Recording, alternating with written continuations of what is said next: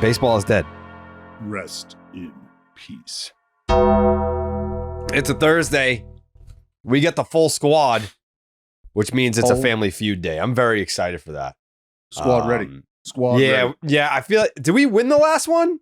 No? I don't really remember, but I do. It is a great spread. So he didn't. If he's trying to play like, oh yeah, Saddam, I don't remember. Yeah, you do. You remember all. No, you guys did. You won last time. We fucking pounded it is what happened. Yeah, I'm excited to keep that rolling then. Well, I got no doubt that fucking old Saddam got in the spider hole and put together some bullshit today. So we'll see how that he's goes. A little too quiet. He usually gets out in front of it and he's like, no, this one will be a soft one for you guys. Nice little comeback round for the fellas. Nothing. I think they're great questions, to be honest. I crafted them. I crafted them right on the beach. On the beach when you were Auntie Justine? That's right. Showing up here in Maine. Yeah, I was like, let's get inspired. And this is a collaboration between Saddam and Auntie. And Auntie, the two altars. Yeah. Wow. I'm excited for that. It's a big day. It's an early day because the Detroit Tigers. Are you guys still playing the Detroit Tigers? Still playing the Tigers. Yeah, the green and gold take the series today from the Motor City Kitties. Wow. So that, by the way, my pick'em hit yesterday. Big thanks to Nick Kurtz. Kurtzy hit an absolute mammo to dead center. Bro. 450 feet, 440 feet, whatever it was. Yeah. That was my first one of the day. I think I had Brandon Nimmo and Evan Carter. Check, and check. Nice. But it all started with that colossal slam to dead center by Nick Kurtz, who I would say, Jay, correct me if I'm wrong. Do I go to the Nick Kurtz well more than I go to any other player on my pick'ems lately? Yeah, I would have to access the database, and right now that's down. But he is a very popular pick. In fact, you've tried to pick him when he was on the IL. Yeah. Yeah. See, that's how much I believe in him, Dallas. Yeah, there is no limit to your belief, I think is the riding that Kurtz pain train. I love it. Oh yeah, because that's what he's doing, delivering fucking pain. Oh yeah, he is. Off friend of the program, Jack Flaherty. Unfortunate that he had to be standing in the way of that pain train. But get the fuck out off the tracks if you want to get hit by the train, as they say. He got clipped. That ball went into the fucking almost the second row of hedges out there in dead center field in Detroit. I've watched that was Mike Napoli territory. Yeah, it's huge. That's big boy territory. Did you hit a ball? Did Maglio Ordonez hit a ball off you? Fuck yourself. Fuck your face. Was that? Well, I think he hit one down the line as well. Did you go Oppo? I'm trying to think because he hit two in the same inning. Yeah. Right. Yeah. No. Yep. Yeah. What was the first one? It's always great. The first one probably should have been caught, if I'm being honest, if we have an outfielder camped right at the wall. Yeah, and he's got any sort of hops.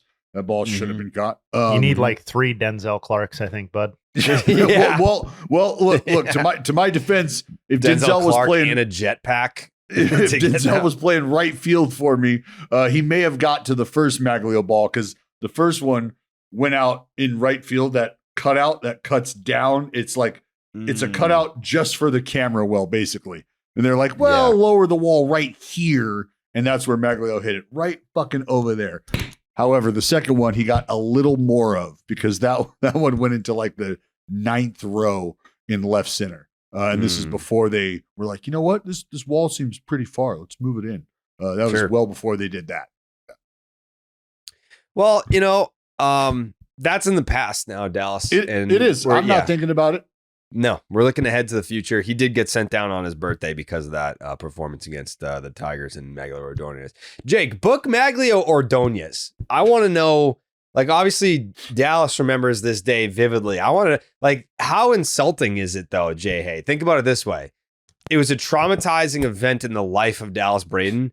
Maglio probably doesn't even remember. He hit so many home runs and like it was so inconsequential to his career to like take some shit bum lefty to the woodshed a couple times in the same inning.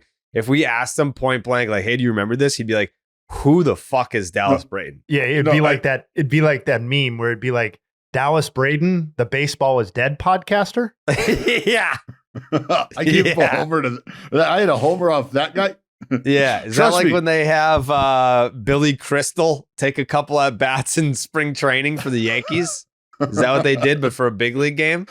I can remember sitting at the fucking bar that night after the game, like by myself, just like, fuck, man, that was terrible. That was absolutely terrible. And then you hear the fucking front door bell, right? Like the ding, and you're like,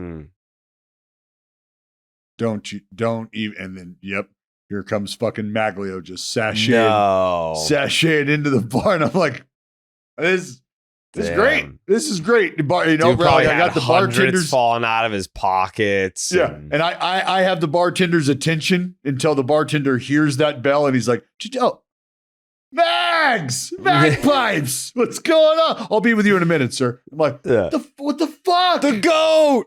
What the fuck? I can't even get a drink around here. The Double Dong King. Yeah. Have a seat. Take this guy's seat. Sir, do you mind moving to a booth, actually? Yeah. Oh. Yeah. Excuse me, Garth Brooks. Yeah, can you move? Yeah. That's how it felt. Wow. Polar opposite end of the spectrum for how it felt for me when I hit my pick'em yesterday. Download the Underdog Fantasy app. You're going to want to use the promo code Jared. Why is that? Because you can get up to $1,000 in bonus cash and a special pick on Underdog. That's Underdog Fantasy promo code Jared. Did you hit your pick'em yesterday, Dallas? No. No. I need to hit. I need to hit up Underdog so that they can let me back into my account again. Oh, wow. Right, What happened? They were like, this guy loses too much, and they shut it down. They're like, we're taking too much of this guy's money. That was nice of them. I guess they're throwing in the necessary precautions. I don't know what the fuck's going on. That's a bad business model. Like, oh, we're making money off this dude. We should stop. I don't know. But either way, no, I'm excited to see those picks that are definitely going to win from Dallas today. They do. Well, they do. Yeah, get them in, guys. Yeah. Pitching's just a little tougher. Pitching's just a little tougher. It's really not super. That's why I don't do it. Like I go for the thrill. Like I actually want the challenge. I want this guy to get a hit. I want this guy to get a hit. No, I don't do. No, Jayhay, tell him I don't do it. No, Jayhay, tell him I don't do hits. Get a hit. Remember, he's the TB king. Yeah, well, I mean, total base king, baby. That's what tuberculosis. That entails. Yeah, well, I mean, you could have 2 hits. You could have. I'm the power hit king. You know what I'm saying? Oh, the power hit king. Yeah. Well, then why are we fucking around with hits, Jared? Why don't we just start calling shots, bud? What is stopping you from doing that? Nothing. I told you I wanted to do a homer pick'em like once a week, and then you were like, "But Jared, that's too much. That's too hard for me. I can't do that." That's what you said. Once a week? What is this once a week shit? You can't pick out 3 guys to hit homers every day? Nah, that's crazy. Even you know that's crazy. Sounds like someone's got cold feet. I mean, you're the one that doesn't even submit picks anymore because they kept losing. So what I'm do just you saying, want me to do? Log them in on my fucking shoe? I can't see the fucking board. Listen, you do your own independent research. I need to know what's available to me. That's part of using the platform. This is sad. This is real anyway, sad. promo code Jared, right? Promo code Jared. JARED is the promo code. Yesterday, we were hyping it up. I guess it did. No, it's not even that I guess. One of them lived up to the hype and the expectation. Well, look, stop there. Because it was 5 shutout innings. It was 5 shutout innings. I'm talking about Skenes, you bald fuck. I'm talking about the other guy on the other end. I said one of them did live up to the expectations. And that would be him. No Misiorowski. shit. I'm saying Skenes didn't. It was disappointing in terms of a head-to-head matchup. Am I wrong about that? No, you're not, because the second inning was absolutely brutal. I mean, I'm looking at all right, here are the velocity numbers. I mean, he was basically sitting 100. He threw 102.4, 102, 102, 1017, 1014, 1013, 1011, 101, 101, 108, 104, 104, 103, 103, 103, 102, 102, 101, 101, 100. That's hard. Like, I mean, it's insane that he's able to do this and not need to tap into some sort of internal anger. Like if you just have like guys that like when Scoobs was pitching his complete game shutout and he just had like that last bullet to be like, you know what, I'm putting it right between the eyes to finish this one at like 103.7 or whatever it was. To be able to dig deep and hit numbers like that, yeah, like that's cool. You know what's cooler? To just be able to have that, just to be able to tap into it whenever you want with no max effort. It's just there. It's your baseline. Like that's the like, and to be like that, to have that sort of assassin-like presence where he's not out there, you know, grunting and snorting and snarling. There's not a lot of that. I mean, you know, he'll give you a little something here and there, but it's just calculated down the slope, fucking thunder. 101 plus damn near every time. Both of these dudes, which was really fun to watch because it is in this day and age. And this is where I almost want to slap myself sometimes because of the hypocrisy pouring out of me, because I talk about how exciting it is to watch this kind of firepower. And there's no denying it. It's fun. I mean, you got both dudes blowing 100 plus miles an hour every time they throw a fastball. And it's exciting. It's cool to watch some of the terrible swings you get. It's cool to watch the swings where you can just feel the other guy overpowered and outmatched. And then in the same breath, we talk about, you know, why these guys need to learn to pitch and velocity and how much it's taking away from the development of pitching. And so, I mean, you can have an opinion on both sides, but the bottom line is it's really fun to watch dudes go out there and blow absolute gas, but also have a pretty good idea of what they're doing with it, because I don't think either one of these guys are just throwing the baseball. They're not rock throwers. They're pitching. I have a boatload of stats that I can get to now or later, but there have been 19, now, okay. There have been 19 occasions since 2000 in which a single pitcher has thrown at least 20 pitches of at least 100 miles per hour, which is obviously what Misiorowski did yesterday, did more than that. But in none of those instances did the opposing starter also ever reach 100 miles per hour. So this is the first instance. That's ESPN research came up with that. That's a pretty cool note, I think, that, you know, in terms of what Dallas was saying about reaching peak velocity, this is in some ways something we've never seen before. Also, according to ESPN research, Misiorowski is the first pitcher since 1900 with as many or more wins as hits allowed over his first 3 major league appearances. Which is kind of cool. Batters are 1 for 22. That's an 0.45 batting average against his 4-seamer. The problem is that they're also only 2 for 27 against his 3 other pitches combined. Else. Yeah, no relief to be found here right now. And then according to go back to the velocity thing for a second, according to Sports Radar, Misiorowski averaged 99.5 and Skenes averaged 98.5 on their fastballs yesterday. That represented the highest combined velocity by 2 starting pitchers in the same game since at least 2009. So it wasn't just peak velocity, it was also sustained. Average. Yeah, average velocity. And Skenes, this is amazing, almost as amazing as all the other ones. Skenes had also not allowed a run in the first 2 innings of a game since August of last season. And just one more thing. I just like the subjective takeaway for me, and this is totally unfair, but in terms of a 1-game experience, it reminded me of when I went down to Citi Field and I saw Matt Harvey and Steven Strasburg. And at that point, Harvey was the newer name. Yeah. And I remember obviously Strasburg.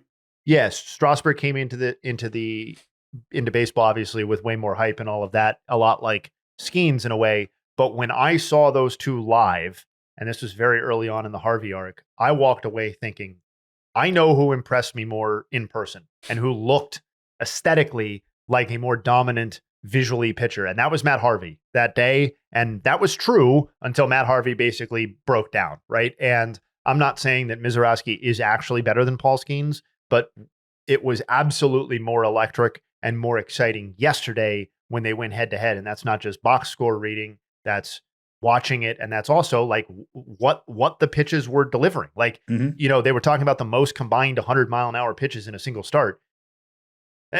That's like you guys playing Family Feud and getting 300 points and one of you getting 299 of them. Like it was all Misiorowski throwing the 100-mile-an-hour pitches yesterday.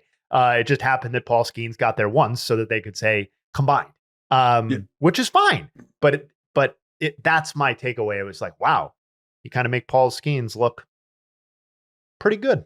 You know, well, that's where I'm going to stop you, friend. Yeah, that's fine. That's fine. But to add a little more context to your statistical analysis, the 4-run second inning that occurred for Paul Skenes, that is the most runs allowed in any one inning in his 40 career starts. He's never allowed that many runs in any one inning before ever in the history of Everton.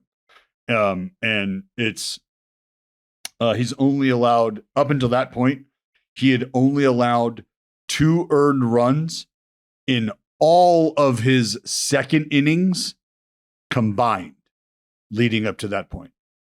So for every second inning that he's pitched, he had only allowed 2 total earned runs combined out of all of those second innings. And then he fucking 4 yesterday with some fuckery out in center field, some bullshit. It just, yeah, whatever. Sounds to me like Jayhay is that real life meme of like the guy walking down the street with his girl, but like turn to look at the other girl that's walking by. Like, Misiorowski. Yeah, Looking good. It's a that's Skenes bomb, only absolutely true. averaging 99. Misiorowski averaging 100. Yeah, That's absolutely that's what true. it feels like. But like, I think when you think of Not ashamed guys of it. that throw that hard, you think I can just overmatch you. I can just outstuff you. He was painting his 102. He was painting his slider. I mean, not everything. I mean, he was throwing sliders on the black, which was crazy, but anything that was, I guess, outside the zone to like a right-handed hitter, it was outside the zone enough to where you couldn't take that pitch either. It had the appearance of a strike for long enough. Like his pitches that were outside of the zone were not non-competitive pitches. It was very impressive to watch. And that right there. So when we start talking about high velocity guys, there's an understanding, and they're gaining an understanding of this more and more, and the numbers are starting to reflect that they're understanding how important it is to just be around the zone consistently. If you have this type of stuff, right, that has this type of velocity attached to it, fastball, sliders, it benefits you so much more to throw them for strikes as often as you can. Because from there, what you do is you plant the seed of consistency. You plant the seed of unpredictability. And it's because what you can predict is this is going to be a strike or it's going to be around the strike zone. The minute that hitters can start to eliminate that is the minute that you start to fall behind. And I don't mean fall behind in the count. I mean, fall behind in how you're going to be approached as a power pitcher who is struggling to throw strikes consistently. So when you're able to paint the sliders down in a way like that, and then you're able to throw that strike to ball, it's because you've been throwing the slider for strikes. And it's because 100 to 103 has also been for strikes. And even more specifically, has been for strikes in the heart of the strike zone at times. And why is it okay for those guys to pitch that way? Because they have the margin for error that they do. And the margin for error and the consistency in the zone feed off of each other. You will be able to get more misses and potentially bigger misses the more strikes you throw. Because from there, you'll be able to take them for the walk, as I say. And now it's strike to ball off the plate. And you're doing it to the bottom third of the lineup because they've just watched the first 2/3 of the lineup get fastballs shoved down their throat. Swinging sliders that have depth that are in the zone still, putaways late in the count. That's the kind of shit that those hitters start to talk about. Like, hey, it was a strike the whole time. Like, fuck, okay.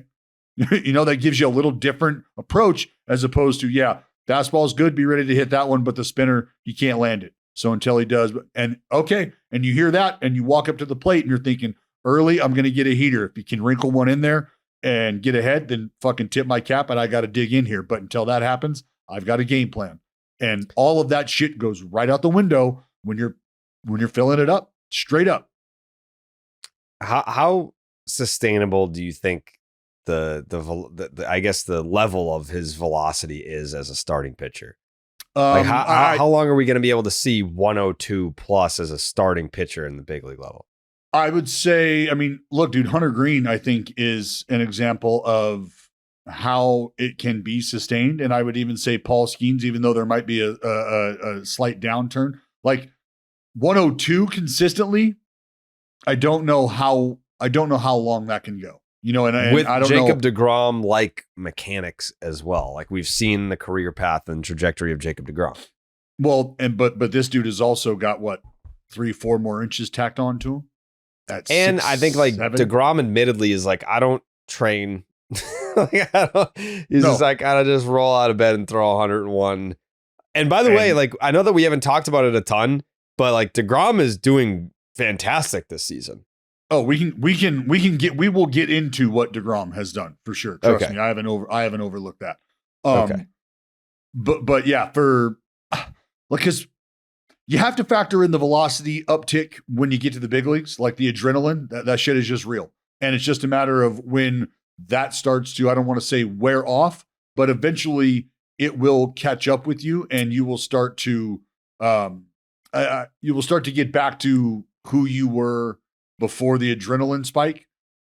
But I mean, at this point, dude, what do you want me to like? I don't know. He's 6'7". He's handing the ball to the fucking catcher. Like that's the other thing, Jared, is the perceived velocity, but it's off the charts. Off the fucking charts. What is it? Well, I believe his extension, this is what we were talking about the other day. His extension is the biggest in baseball. He's almost 8 feet worth of extension, 7.8, I believe. He's 6'7". That's why I said glass now. These guys are handing the ball to the catcher, and it's 100. It's 102. It's 96 mile an hour fucking sliders being let go at like, I mean, it's like he's throwing to a plate that's only 52 feet away. Like, that's not fair. That's very unfair. No. And that's what the hitters have to deal with right now. So when you're talking about 6'7" being let go like at the cut of the dirt, if not like into the grass, it feels like, with that kind of velocity, you have no fucking time. No time. You better be making a swing decision on the bus ride to the ballpark. That's about how much time you have. I would love to see what that looks like. Dude, I don't want to how tall is Mason Miller? He's fucking huge too. 6'5", 6'6". Yeah. So like, what's the perceived velocity on his shit?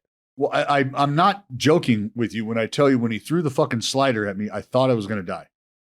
like every bit of my fucking life flashed before my eyes because the first one he threw was 99 up at like right here, not right here in location to my face, like, but it was that level, and I was just like, yeah, sounded hard, didn't see it, sounded hard though. and then the fucking slider, like you can see the ball out of the hand. You're like, that's heading right for my face. Ah! And then it's strike. No, nope, no. Fuck you. I don't know how big league hitters hit these guys. Like when you see guys like, I don't know, like who's like a very hittable. I mean, I guess the newly acquired Jordan Hicks of the Boston Red Sox. Like when you see guys that can throw triple digits and then they have like a 6-something ERA, you're just like, how?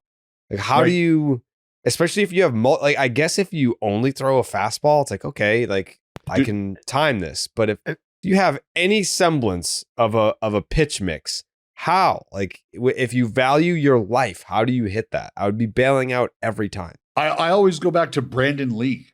Brandon Lee for me was my first, like, someone has to explain to me how they get the bat on the ball.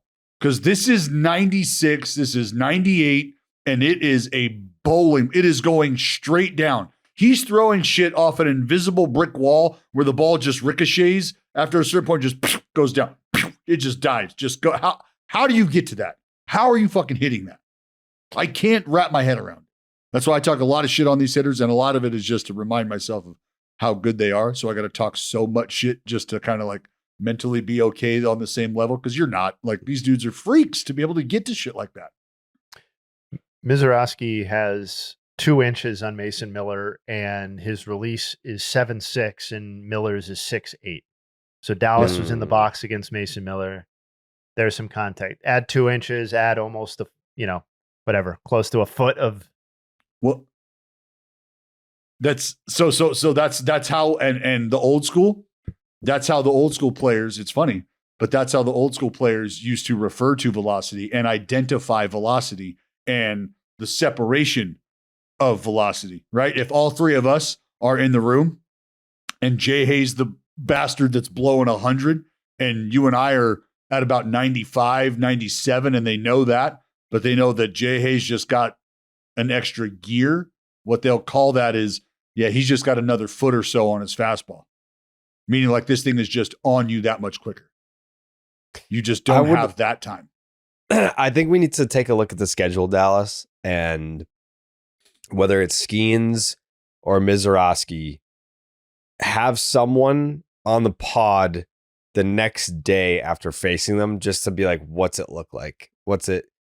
Yeah. I think that would be, even just be like, hey, do you have like 5 minutes to hop on with us and talk to us about like what that shit looks like? Because I want to get guys like before he starts seeing a lineup or a team for the second, third time. I want that first impression. Like I didn't get to see him in spring training. Like he got called up, mid-season. It's his first year. It's his first go at this. Like I feel like if we had done that, like we could have probably got IKF maybe to come on, or Tommy Pham maybe, but Tommy Pham's not saying shit. he's not letting him know how good he is. Tommy Pham's letting you know how many fucking hits I got in the big leagues, bro. You can sling that shit up there all day. I don't give a fuck. Come on with it. I need someone that's going to be candid and honest. Tommy Pham would be very candid. Honest. Yeah, he'll be very candid, but I don't think he would be like, man, like that shit's electric. No, he ain't, yeah, fuck him. He ain't blowing his shit. No, that is not happening. That is not happening. No. When would his next scheduled start be, Jayhay? Let's see. Who would it be against? Yeah, who do we got? Today's June 26th. It's currently slated for in New York City, guys. The Mets. Ooh, yeah. Hell. Do we know anyone on the Mets? we should just go. We could. Yeah, you guys watch the game. See Juan Soto against the Miz. Yeah, because then his next start would be Monday, July 7th against the Doyers. I probably can't make that game, but July 13th against the Nats. Love to see what the polar bear has to say. Yeah. Yeah. Second best first baseman in the NL this year. Be interesting to hear what he had to say. Wow. Wow. That is crazy to say. But yeah, no, it absolutely lived up to the hype. It's like I said, my impressions, or I guess my takeaways were, how do you consistently locate something that you are able to throw that hard? Well, simple. He's simplified his mechanics. Yeah, they're very deGrom-esque.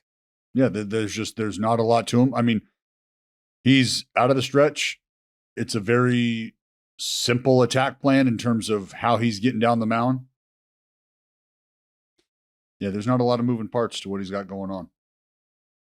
Well, at least the people that think that we blow Skenes too much will now be happy to know that we're adding another arm to the we're going to talk about this guy every time he starts list. Yeah. We're going double barrel. We're doing 2 shake weights this week.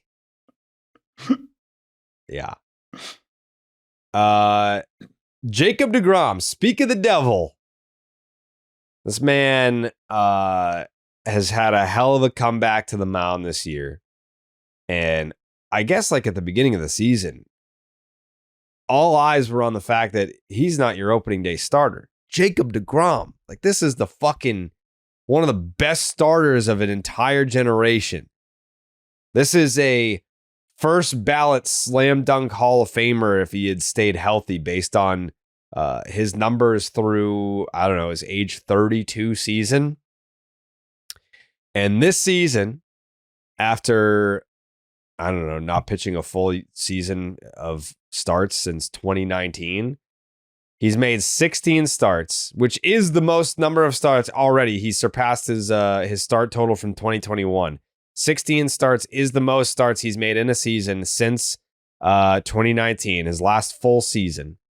And it is a 2.08 ERA after taking a no-hitter into the 8th inning against Baltimore last night. It's 95 and a third innings, 94 strikeouts. So like a modest 8.9 strikeouts per 9. Is that part of the secret sauce, do you guys feel? Is it part of, I don't need to go out there and punch out 12, 13, 14 batters per 9 innings, and that's allowed me to still get outs at a very consistent basis and limit the damage? Like, what's the whip? The whip this year is an 0.88. That's lower than his career. His career mark is 0.99. And he's got an 0.88 whip this season. Strikeouts are down, but the traffic is down. And the ERA is about a half a run lower than his career ERA. How do we quantify this? The intensity behind a pitch, especially when there is strikeout intent, is just greater than any other pitch. And I think for a guy like deGrom, who was admittedly not hunting the strikeout, but pitching with that mentality where I am here to embarrass everybody. If it's a ball put in play, that's almost a fail on his behalf, where that's not the mentality and that's not the understanding. You ultimately understand a ball weakly put in play is absolutely a win. But when you are pitching to a certain level of production and your expectations are such where you're looking to wipe people out consistently, that's different. So now I think you have to give a lot of credit. You have to acknowledge him being very forthright and saying, I'm going to taper off. I'm going to approach things a little differently because maybe that can help me do what I want to do, which is pitch longer, pitch deeper into ball games, take the baseball consistently, and not have to worry about my body as much as I've had to in the past. And when we start to talk about what he's been doing, not only in this season, but I don't know where else you go. I don't know. I mean, I'm sure there's other things that you could really start to dive into and peel back, but like first pitch strike rate, things like that. But I think you do have to genuinely consider the fact that he has acknowledged as much. I'm just going to attack this differently, and you're seeing the results, and those are coming through in longevity.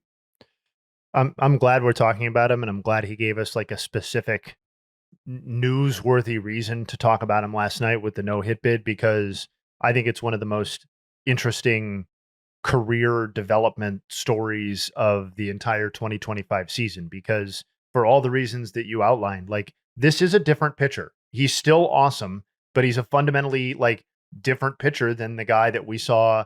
Like, forget about the last couple of seasons, just go back to his peak. He's just a different guy. And I think you hit it on the head. I think I'd like to think that he had an equation in his head that was something like, it is better. I am a more valuable pitcher pitching at 90% of my absolute capability, but delivering X number of quantity versus 100% at a much lower quantity rate. And I think he also probably realized correctly that to everything you just said about the contact allowed or hunting the strikeout, I think he realized that when the ball is put in play, there's the potential for very little damage to be happening. Well, not only what you're saying, but when they make contact against him, it's really just it's not that big of a deal, right? What kind of contact? He's understanding now what kind of contact his stuff can garner, right? For sure. And obviously his actual batting average against and all that sort of stuff is great. But when you look at just balls in play, I think it reveals it even more, because his batting average allowed on balls in play this year is the second lowest among qualified starters. Only Paul Skenes, right? That feels right. And in terms of WOBA allowed, it's the third lowest. So he is, as we've said, he's just letting the ball get in play and dealing with the results. And the results are very often not that big of a deal. And the entire package is, a Cy Young candidate again. And now think about this. All right. Just over his, he has 13 straight starts of 5 or more innings, 2 earned runs or fewer allowed. 13 straight starts of that work. That is a Rangers/Senators record. It's the longest streak in their franchise history. It's the longest streak going in baseball this year. And just going over his last 13 starts. This is crazy. He's going deep too. Well, that's the point right there. That's the point. Is it's not only going deep, but it's doing it consistently,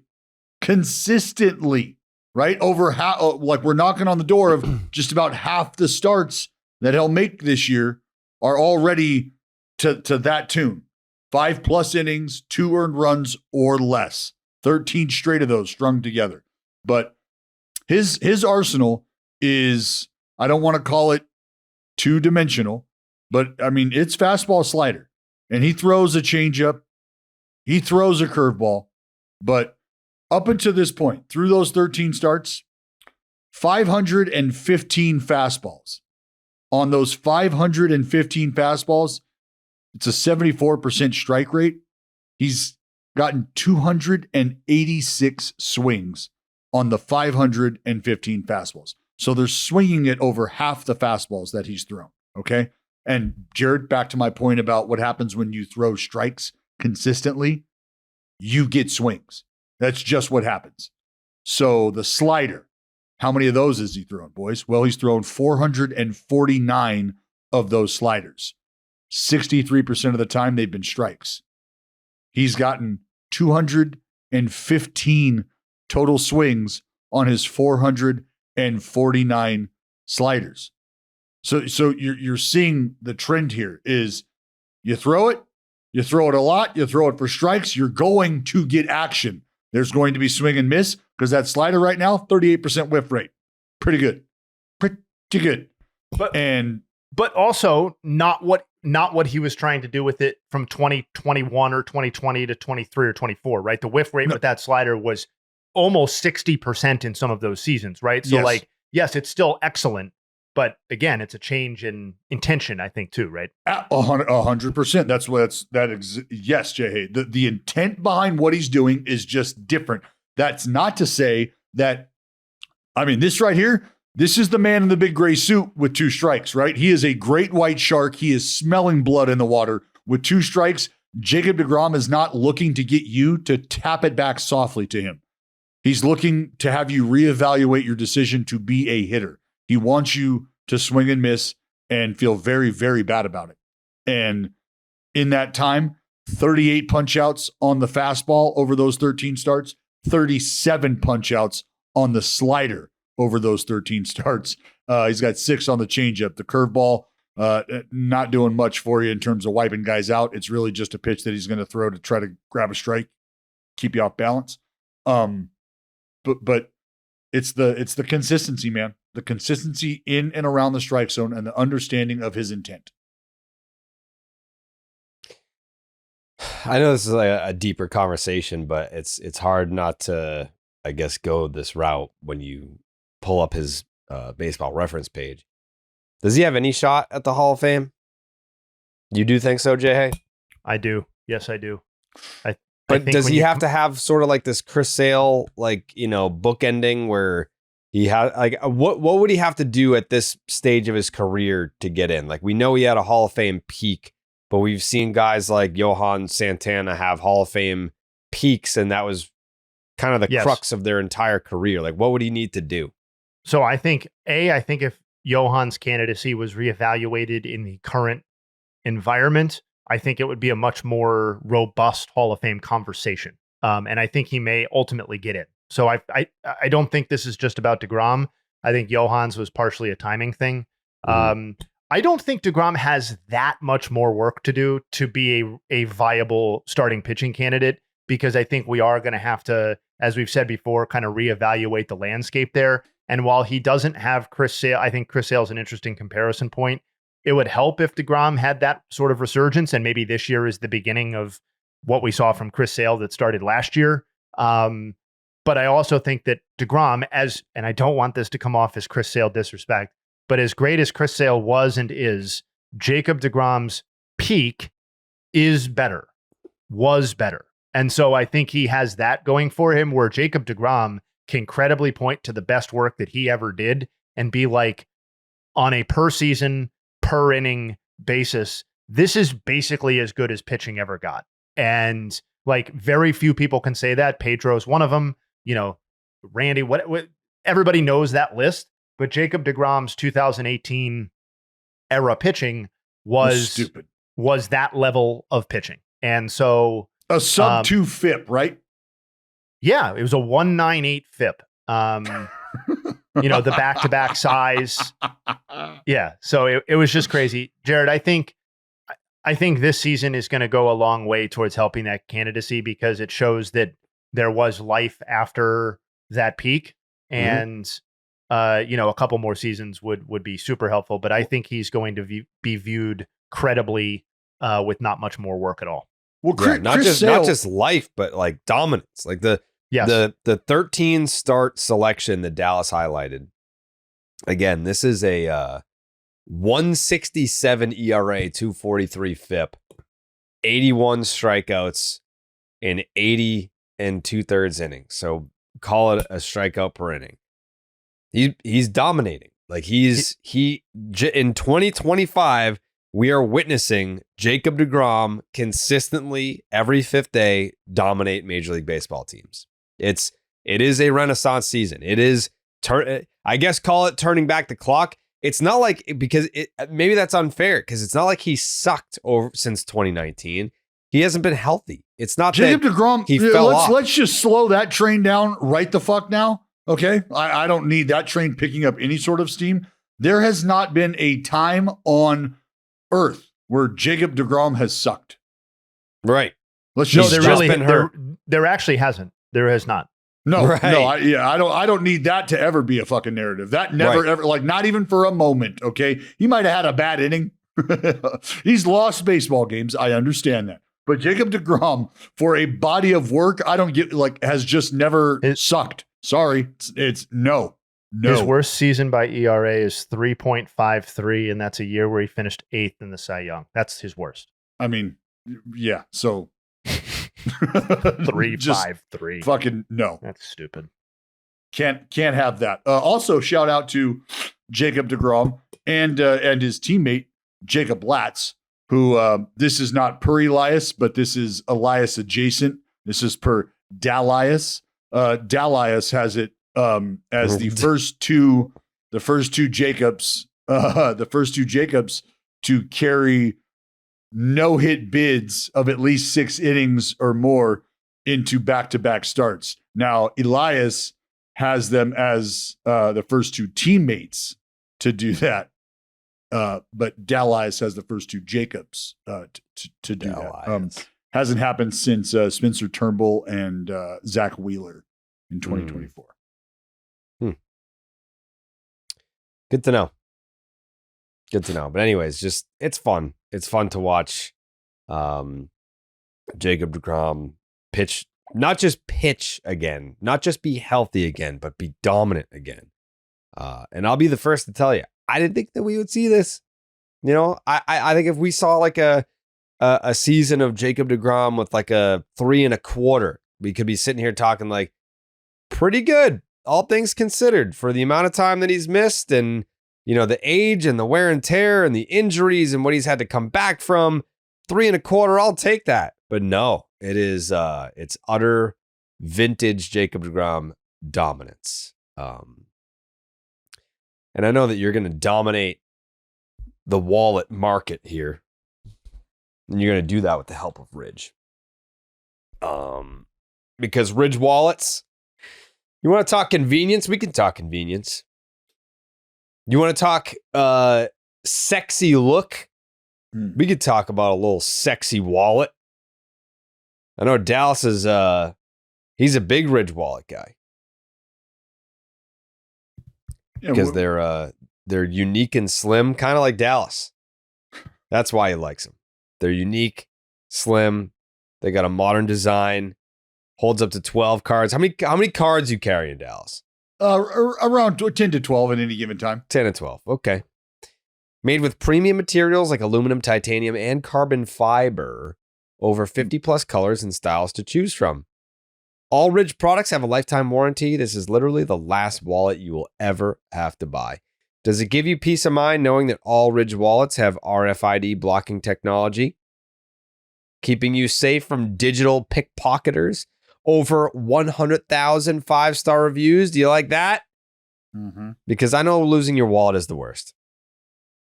But with the Ridge AirTag attachment, you'll always know exactly where it is before panic mode kicks in. Ridge isn't just about wallets. They create premium everyday carry essentials like key cases, suitcases, and rings, all built with the same sleek, durable design. No matter what you pick, Ridge has free shipping, a 99-day risk-free trial, and a lifetime warranty. And right now, just in time for Father's Day, I mean, you've got 11-month head start. Ridge is having a huge sale. Get up to 40% off your order at ridge.com/BID. Just head to ridge.com/BID to find the perfect gift for dad. You've got 11 months to not mess this up. When you check out, they'll ask you where you heard about Ridge. All you got to say is, we heard from BID. Please support our show. Tell them that BID sent you. And next June, give dad the upgrade he deserves next year. Ridge wallets. I got we're in the trust tree, right? This is just between us right now. Mm-hmm. Mm-hmm.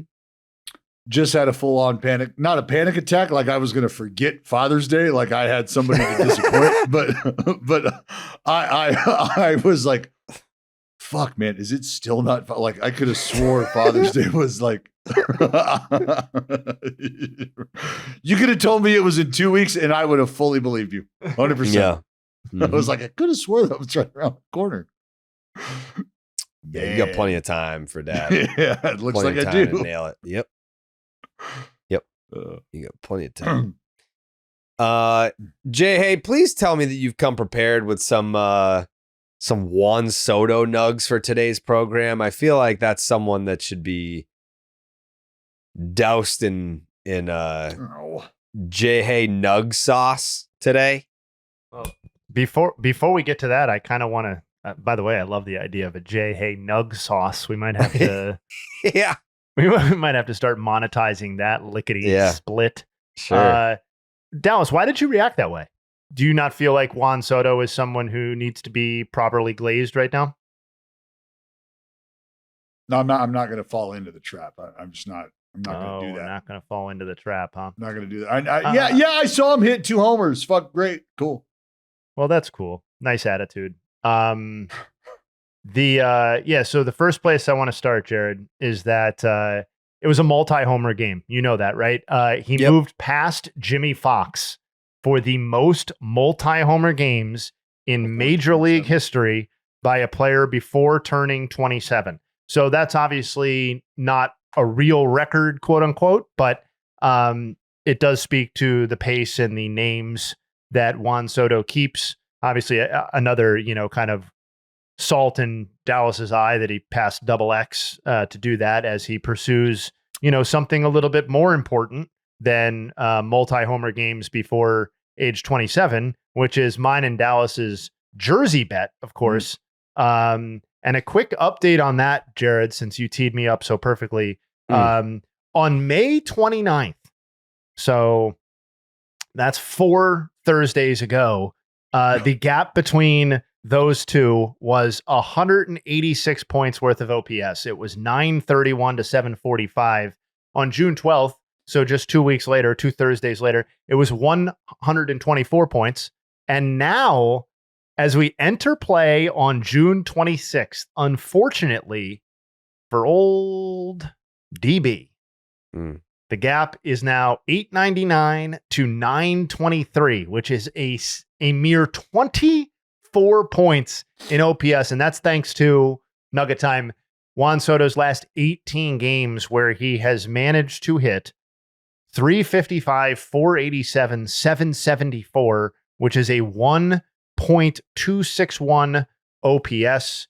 He has 16 walks to only 13 strikeouts. He has more walks and more RBI than he does strikeouts over that time. Obviously, Juan Soto routinely has more walks than strikeouts in any given season, but still pretty cool there. And in terms of weighted runs created plus on the season, he's now up to tied for 6th in the National League. He's 1 spot behind James Wood and 2 spots behind Pete Alonso. So again, I know it's taken a torrid run here for Juan Soto, but just the idea that 2-3 weeks ago we were talking about how he was having a relatively disappointing season, and now all of a sudden he is, wouldn't you know it, he is exactly right around his OPS mark for his career. He's at 157. His career mark is at 160. So yeah, he's done his best Michael Strahan / Aaron Judge impression and closed the gap significantly. Wow. Did Strahan fix his teeth? I thought he didn't. He did? Yeah.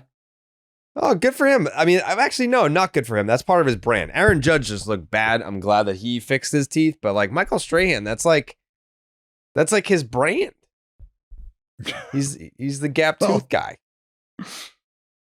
Yeah, I mean, I think he's the guy who set the single season sack record by having Brett Favre lay down on the field for him. Yeah. That's stupid. If we're taking shots at Michael Strahan, and for that matter, let's do one at Brett Favre too. You know, I'm not taking shots. I'm trying to help his brand. Stealing money from poor people, and yeah. But credit to Brett. Like, if there was a way that people weren't going to find out about it, he would have done that. So I think you have to consider that. Wow, we just alienated all the Brett Favre fans. Juan Soto's 157 OPS plus would be the highest mark since he left. Well, obviously last year was his career year, but his highest mark in quite some time. Since what? Fucking 2020? That doesn't even count. 2021, 175. Is what highest OPS? Oh yeah, 175. Yeah. Or OPS plus. I mean, this season, just to kind of reduce this conversation, this season would be the 4th best season in Juan Soto's career by OPS plus. So better than his first 2 national seasons, better than his Padres season, and better than the 22 season that he spent split between those 2 teams. I just hope that the first impression thing doesn't linger. I don't think it will.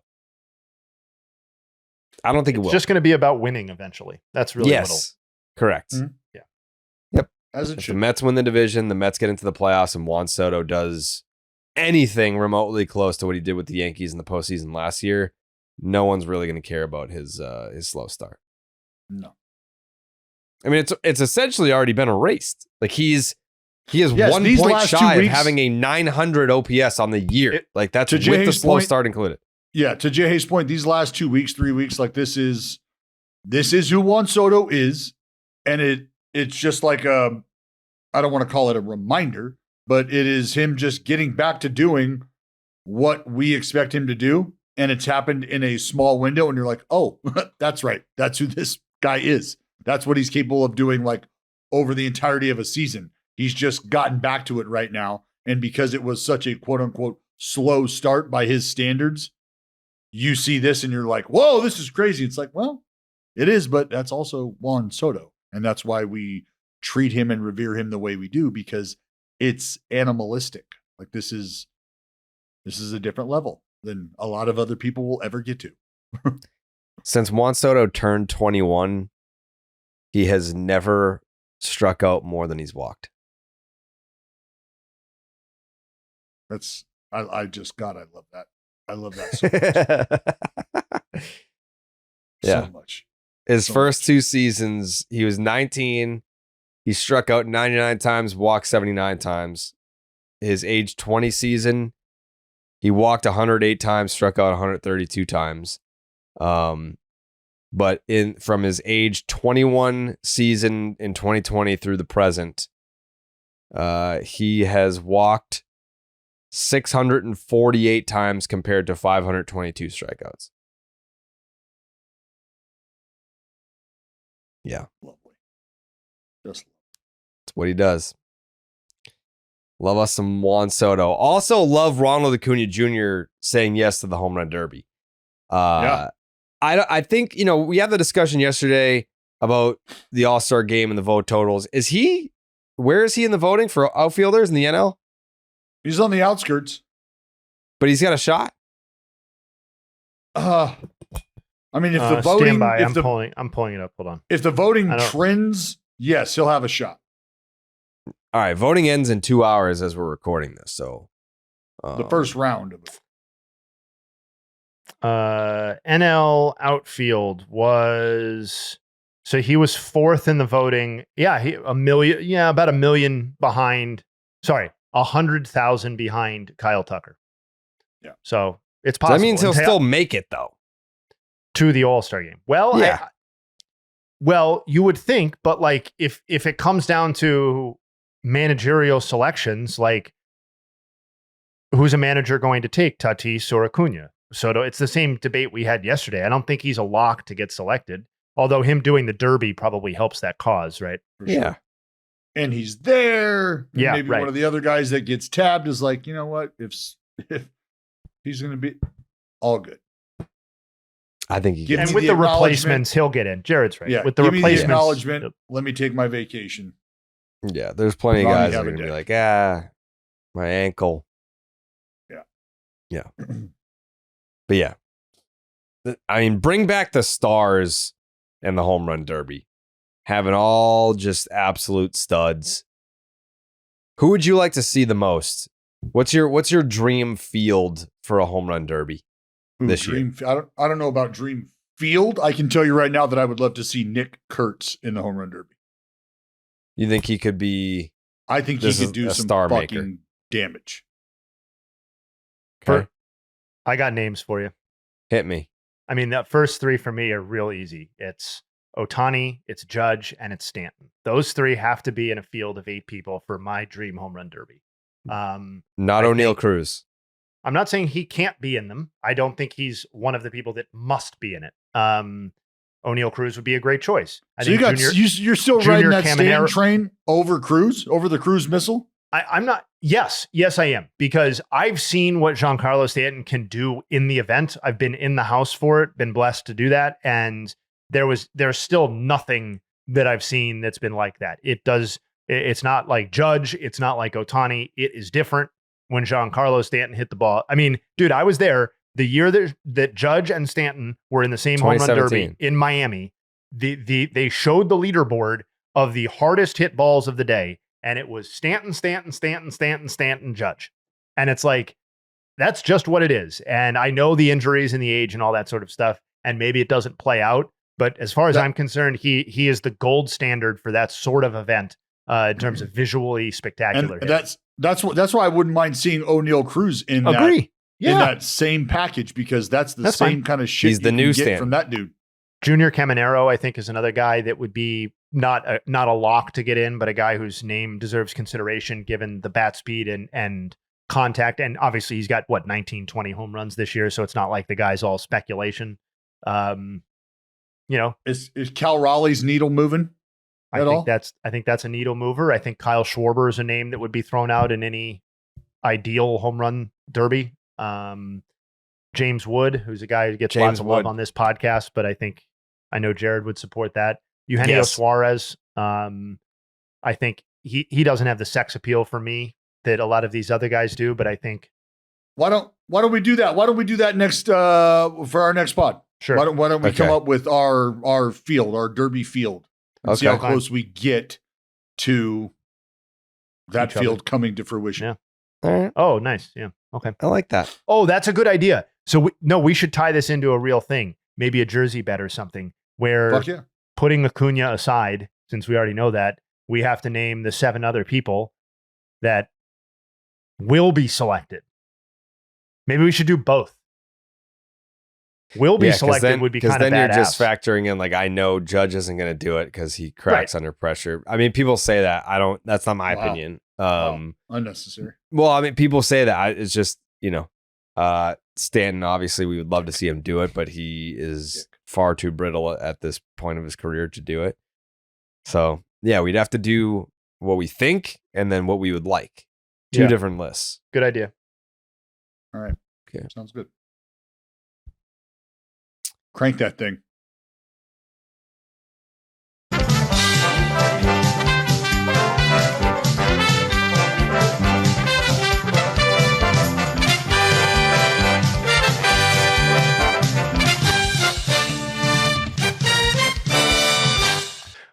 Welcome back to Baseball is Dead Family Feud. I'm your man, Justin Havens. Oh, it's a good one today, boys. I believe we've got everybody's favorite lineup, which is Jared, the leadoff batter, and Dallas, the closer. Fuck. Oh, yes.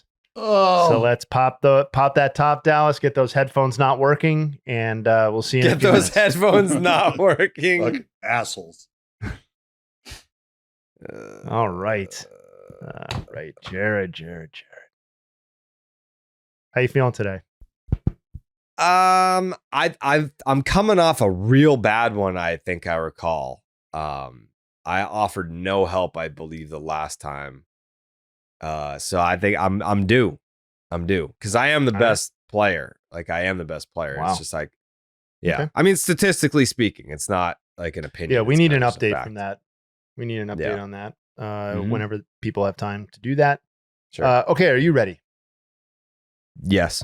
Jake, are you ready? He's All ready. Question number 1. As always, it's out of 100 Baseball is Dead fans. Shout out to the Discord. Rounded to the nearest whole number, 0, 1, 2, 3, 4, 5, whatever. What will the gap between Aaron Judge and Cal Raleigh be in F WAR by the end of 2025? Ooh, 2. Thank you. Question 2. Who is the second best right-handed pitcher in the game currently after Paul Skenes? Zach Wheeler. Listen closely. Question 3. I'm going to read you a list of 7 names. Your job ultimately is to choose a combination of 3 of them. Your choices for the NL outfield spots for the 2025 All-Star Game are as follows: Pete Crow Armstrong, James Wood, Fernando Tatis Jr., Ronald Acuña Jr., Juan Soto, and Kyle Tucker. Okay? Which combination of 3 do you choose? I went Kyle. I remember I said Kyle Tucker, James Wood, and I'll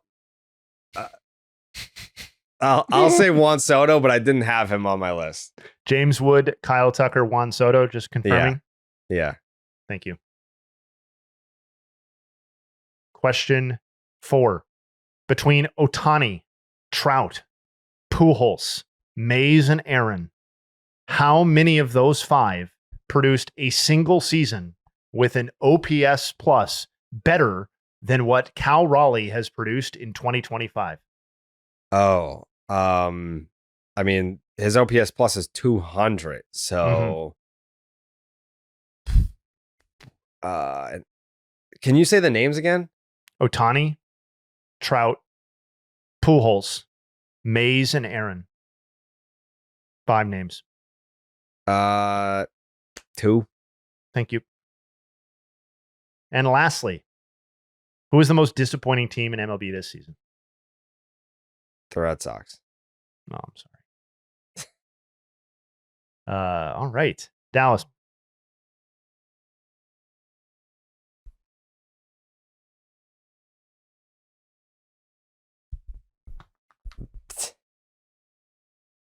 That never mind. What? No, I was just gonna say one of the questions was hard. You said Wood, Tucker, and Soto, right? Yes. Yeah. Well, are you guys giving me answers right now? No, you can pop it on. I've had them on. I just heard 3 names though. Oh, that's fine. That's fine. That's fine. Okay. Are you ready, DB?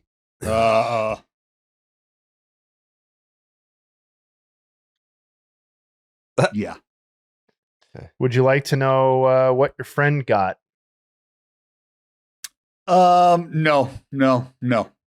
No, you just want to play it blind. I do. I just want to play it blind. Okay. I feel like this one took a while. I feel like these are these going to be fucking long questions? Some of them are a little long. You'll like it. All right, here we go. Ready? Great. Can't wait. Question 1, rounded to the nearest whole number. What will the gap between Aaron Judge and Cal Raleigh be in F War by the end of 2025? 2. 1. Fuck. 1. No. 3. 3. Convicted in 3. Okay. Out of the fucking gate with this. Who is the second best right-handed pitcher in the game currently after Paul Skenes? Hunter Brown.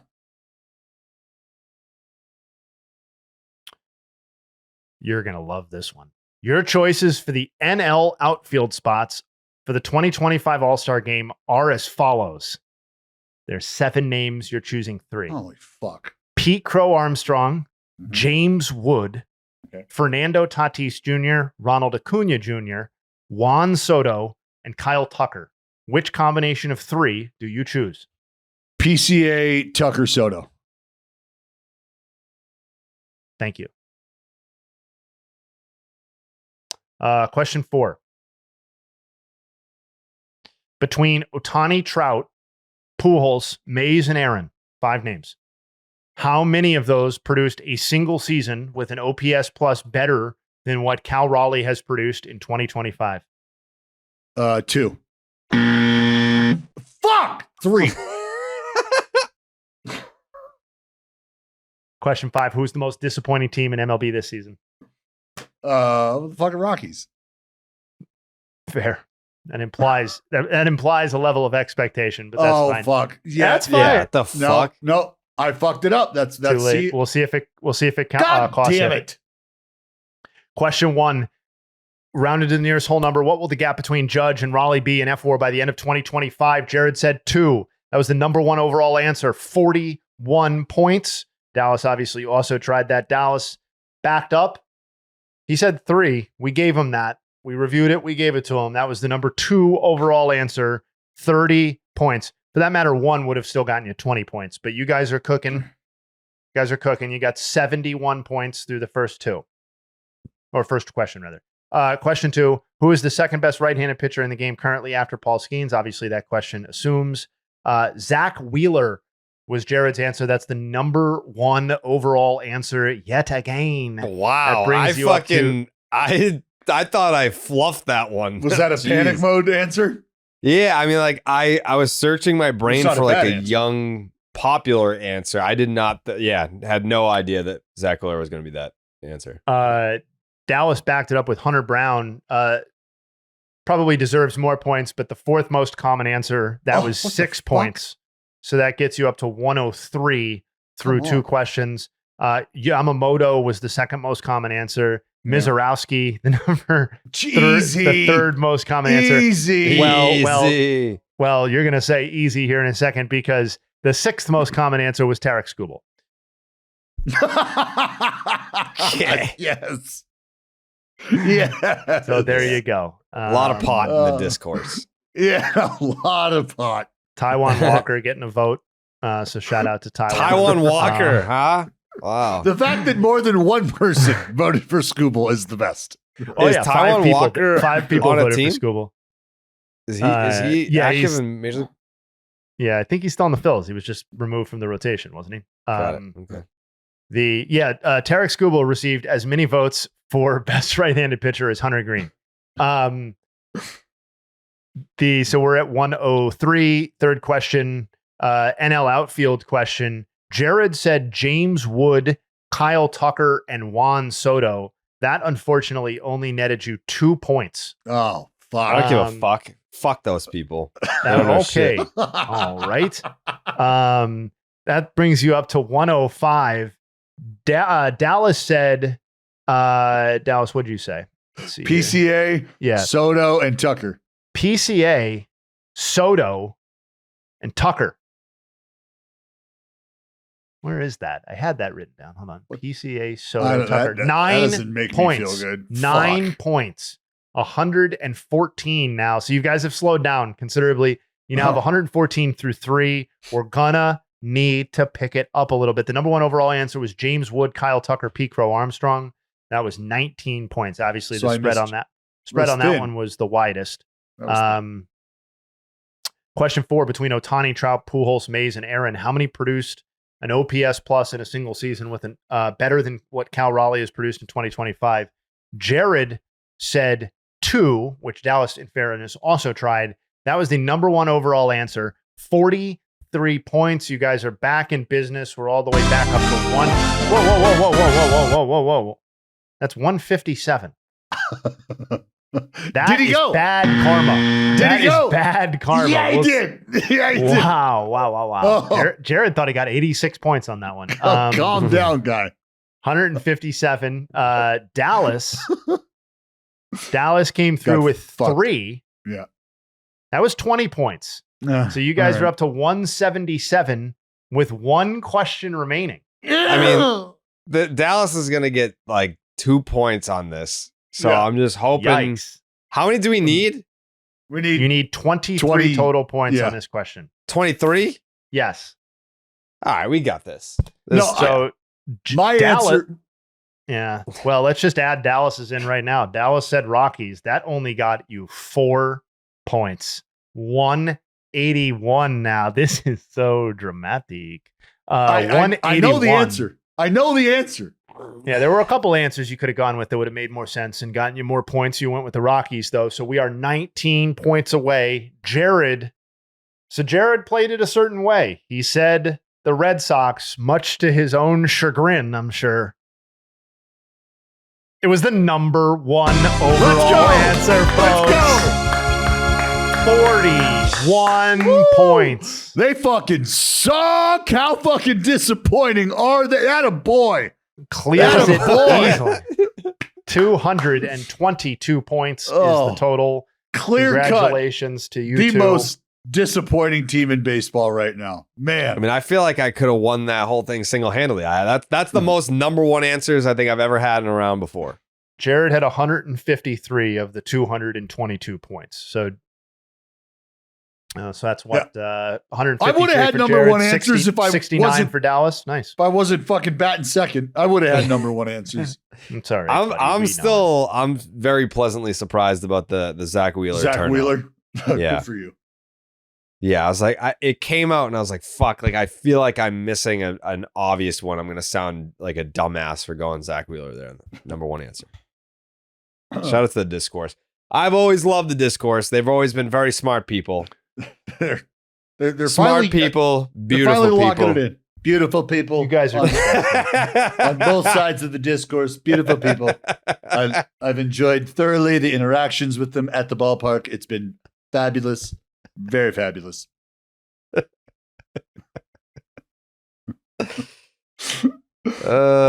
I gotta go. I gotta get on a fucking bus. All right, bye, Dallas. See ya. I'm out. That's Dallas Braden. Yeah. All right, Jayhay. What else do you want to hit on before we send these lovely people into a weekend of baseball? Oh, I mean, I'm mostly good, I think. I mean, I got a handful of nugs here at the end, but I think we hit on. I mean, the guy who taunted Marte got banned. Did we itemize Got that? banned from the ballpark. It should be Yep. banned from every ballpark, really.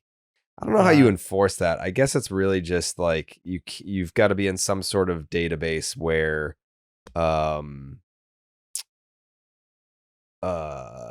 you can't buy tickets online, but I mean, no one's looking at a sheet of facial recognition to keep them out or whatever. Yeah.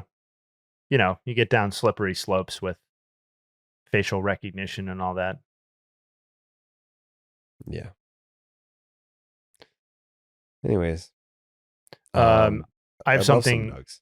Yeah. I'll give Nuggs, and then I have a final thought too. Quickly here on the Nuggs, Gunnar Henderson. It occurred to me that we kind of gave him a little bit of a pass to start the season because he had that oblique thing in the spring, and the Orioles in general have been such a dumpster fire. We're now through 73 games on Gunnar Henderson's 2025 season. Last year, through 73 games, he had a 965 OPS with 22 homers and 12 stolen bases.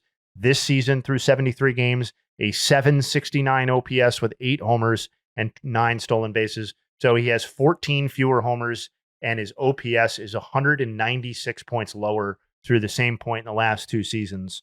Obviously, a huge disappointment and downturn for a guy who was one of the 3 or 4 top MVP candidates in the AL. And it's obviously not over for him, but massively disappointing season.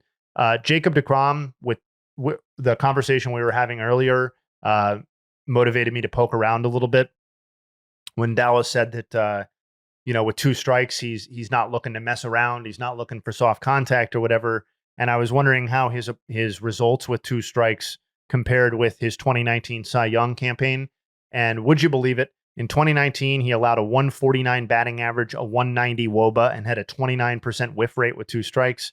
This season, 138 batting average, 195 WOBA, 28% whiff rate with 2 strikes. Pretty interesting. And then because I'm a hater, this is one I actually forgot to get to yesterday. But did you see what Chris Martin did the other day? Of the Texas Rangers? Of the Texas Rangers. No, I did not see what he did. What did he do? He became the 4th player in Major League Baseball history to allow 3 homers while facing only 3 batters. So because of the rule, you mean? I mean, I guess in part because of that, but mostly so he came because in, recorded mostly no outs. Because he allowed 3 homers. That's why they took him. Yeah. He came into the game, allowed back-to-back home runs, and then was removed from the game. That's correct. And that's the first time that's ever happened in baseball history. No, it's the 4th time that's 4th time. Happened. Okay, got it. But I thought you would in particular enjoy it because one of the other names that pops up on that list is Give me a hint. Oh, okay. It's a beef guy. It's one of your beef boys, I think, which is why I'm bringing it up. Garrett Cole? No. The 2 who are not beef boys are BJ Rosenberg and Mauricio Llovera. Okay. And then someone else did it just last year, actually. Just last year. Josh Winkowski? No. Is he a Red Sox reliever? He is not a Red Sox reliever now.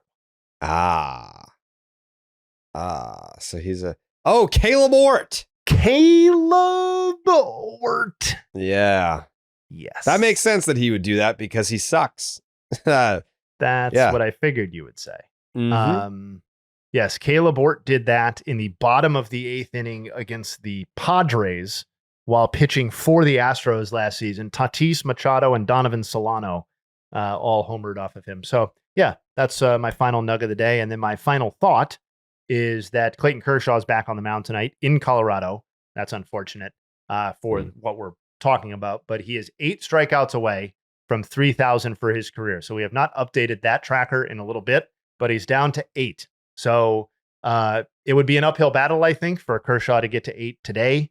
Even though, well, I guess not. The Rockies suck. So Coors Field, regardless, maybe he can get to 8 today. But if he doesn't get to 8 today, it's going to happen presumably very soon. So that's exciting and probably worth tuning in for on its own to see how the first couple of innings go. I'll be tuning in. His season high for strikeouts is 7 in the 5 innings start against the Cardinals back on June 8th. I'd also just like to thank Dodger fans for embracing me as their Clayton Kershaw representative on this podcast. Now, whenever Kirsch makes a good start, which is every time out now, I get tweets being like, thank you for having his back. Thank you for being our voice on the pod, because those two other idiots stopped believing in him, said that he should be released, said that he's ruining his legacy, and that he's perhaps tarnishing his chances of reaching Cooperstown now at this point. You're the only one that stood up for Kirsch. And to that, I say, there's no need to thank me. I'm doing what anyone with a brain would do, and that's recognizing greatness and being able to appreciate it, and not just appreciate his career for what it was, but for what it continues to be to this day. So thank you, Dodger fans, for embracing me. It's not something that I take lightly at all. That's pretty disgusting of you to make the 3,000 strikeout thing about you, and make my final thought about you, actually. But it's about us, me and Kirsch. Yeah, I was gonna say, don't. It's got nothing to do with me. Yeah. I guess it's just you and Kirsch, Mm-hmm. two Hall of Famers. Yeah, should be at least. Yeah, you'll get in someday, big guy. I think that I should. I think I should. Yeah, I think that there should be some sort of, like, don't they put in like broadcasters, like radio broadcasters and shit like that? Yeah, I mean, Timmy K's. We've had a Hall of Famer on this podcast within the last 2 weeks. Right. I mean, like, if you're gonna put in if you're gonna embrace the new wave, it's like, what other baseball podcasters could be enshrined in Cooperstown besides us? That's a good point. Or at least like throw like some shit of yours in there, right? Like, yeah. You know, like they've got Dallas. Dallas is obviously not a Hall of Fame caliber pitcher, but they let him put some of his stuff in there. Yeah. Yeah. Put some of my stuff in there. Like my first microphone or something like that. Yep. I mean, I don't know that I would give them my no-hitter baseball, but if they wanted to like borrow it to do an exhibit for a year, I'd let them borrow it. I would take loan a photo of it, as long as like the flash was appropriate, so it's not damaging the baseball and all that. Correct. Yep. I would loan it to the Hall of Fame for 1 year. Probably needs its own security guard though assigned to it, so that's kind of a item line that they're going to have to consider, I would think. With a firearm. So there you go. That's another pretty complicating factor, I think. Yeah. Mm-hmm. Did you have any other thoughts or final? Oh no, thought? my final thought was Kershaw. Yeah. Okay. All right. Yep. Did you give it to its full extent? Yeah. I just wanted to note that he's 8 away, because I feel like we talked about it when he was 20 something away and said it could take years, and now it could happen. It literally could happen today. Could happen today. Do you think that because, I mean, he's one of the greatest pitchers who ever lived. Yeah. Maybe the greatest pitcher of his generation. And yeah, for a time he was averaging 2 strikeouts per start. But now that he's within single digits, do you think, kind of like how Ohtani was just like, he was right there and he needed maybe like a couple games to get to 50-50 and then he just blew right past it? Do you think Kirsch has it in him to just go punch out 8 or 9 or 10 tonight? I actually do today. I'm hoping he doesn't, because I've put in for a hype graphic to celebrate the event, and I don't think it's going to be ready in time by today. So I'm rooting for next start. Got it. But I will be tuning in, and if he gets there, I'm going to be probably rooting against my own interests and say, just get it done, because that would be cool to punch it out on a season high strikeout thing. And if he gets 8 Ks, that's like a legitimate, probably excellent start. So that would also be cool to see on its own. Yeah. Well, I'll be rooting for him because I'm the only one that cares enough about it. I mean, I brought it up, but yeah, for sure. Well, I mean, you brought it up out of guilt. It was one of those things where it's like, man, I really don't want to be on the wrong side of history here, but like, you have been. You know what I mean? Yeah. Not how I see it. Okay, that's fine. Hey, it's the internet. Feel free to disagree. It's what people do. I would ask for Jake's takes, but he's backstage, so when he talks, the folks listening at home can't hear him. Do you want me to translate any Jake's takes today, Jake? Let's go watch some baseball, baby, he said. I love that. Why the hell are we putting Jake backstage where we can't hear him? When did that decision start? So yeah, we did section 10 last night. So for anyone that's listening in terms of the podcast universe that we've created here, section 10 is at the conclusion of every series. So we usually go like super late on Wednesdays and Sundays, and then Baseball is Dead is usually at 11 a.m., but we went at Yeah. 8:30 a.m. to accommodate Dallas' schedule today. So you all may we have ever noticed do. that I yawned a couple times on today's episode. It's probably because I slept like an interrupted 4 hours, because also my girlfriend flew to Florida this morning, so she had a nice little 4 a.m. Alarm go off so she could get picked up and go to the airport. So yeah, we're fighting today, but that's the show goes on. That's right. The show goes on. We do it for you. We do it to entertain all the listeners and YouTube watchers out there in Baseball is Dead universe. So that being said, Jayhay, before we get out of here, is there a series that you want to highlight? Is there anything going on this weekend where you're like, you have to pay attention to this shit? Yeah, I mean, I would call attention to the fact that as of right now, and these things can obviously change, Scooble is lined up to pitch on Sunday Night Baseball. So, Ooh. Tigers Twins as a series is, I think, a little bit of whatever, divisional, but whatever. Twins are playing terrible. Tigers are great. But Scooble getting that own window and the treatment that goes along with that, I think, is fun and great. And everybody should tune in. I agree. All right. Everyone enjoy your weekend of baseball. Let's go Clayton Kershaw. Let's witness some history today. And I will see you right back here on Monday for some more Baseball is Dead. We'll see you then. We go.